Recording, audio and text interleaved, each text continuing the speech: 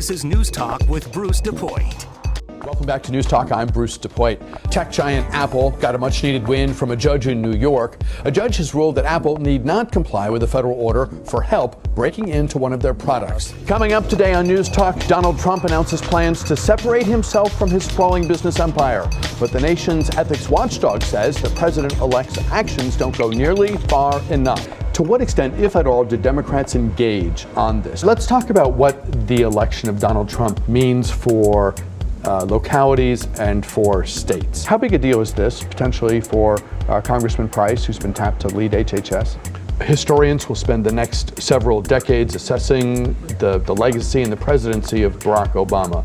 President Trump has touted his flexibility as an asset, but it's beginning to look more and more like a double-edged sword. The New York Times, for example, just put together a list of issues where the president has done a 180, and it's a really long list.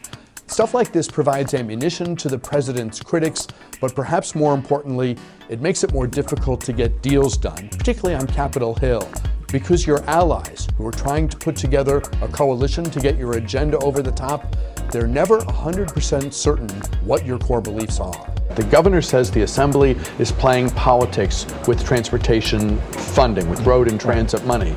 Lawmakers say they just want to make sure that any dollars that get spent are spent based on maximum bang for the buck, presumably maximum congestion relief, and not political considerations or something else. How do you see this? That sounds fairly simple and straightforward, right? The 2018 race for governor in Maryland is going to be fascinating.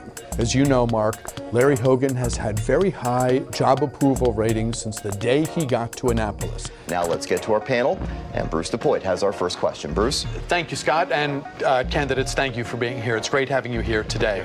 Congressman Van Hollen, you won the coin flip. The first question is for you. The United States grows more diverse by the day. Demographers say we will one day be a majority-minority nation, but the Senate remains overwhelmingly white and male.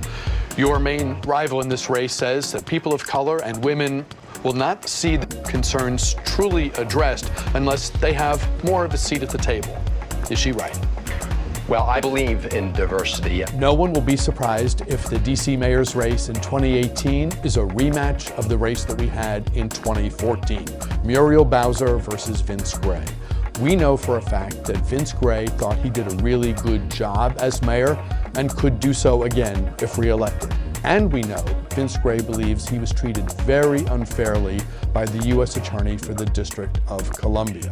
Let's go to Capitol Hill and the Russell Senate Office Building and bring in the new junior senator from the state of Maryland, Senator and Democrat Chris Van Hollen. Senator, great to have you with us. Thanks so much for your time. Bruce, it's great to be with you. Because of the factions, particularly in the House of Representatives, the president is talking about potentially having to work with Democrats. So advantage Nancy Pelosi and advantage Chuck Schumer. It's a much better moment for Democrats. The voter registration numbers in Maryland favor Democrats in a big way.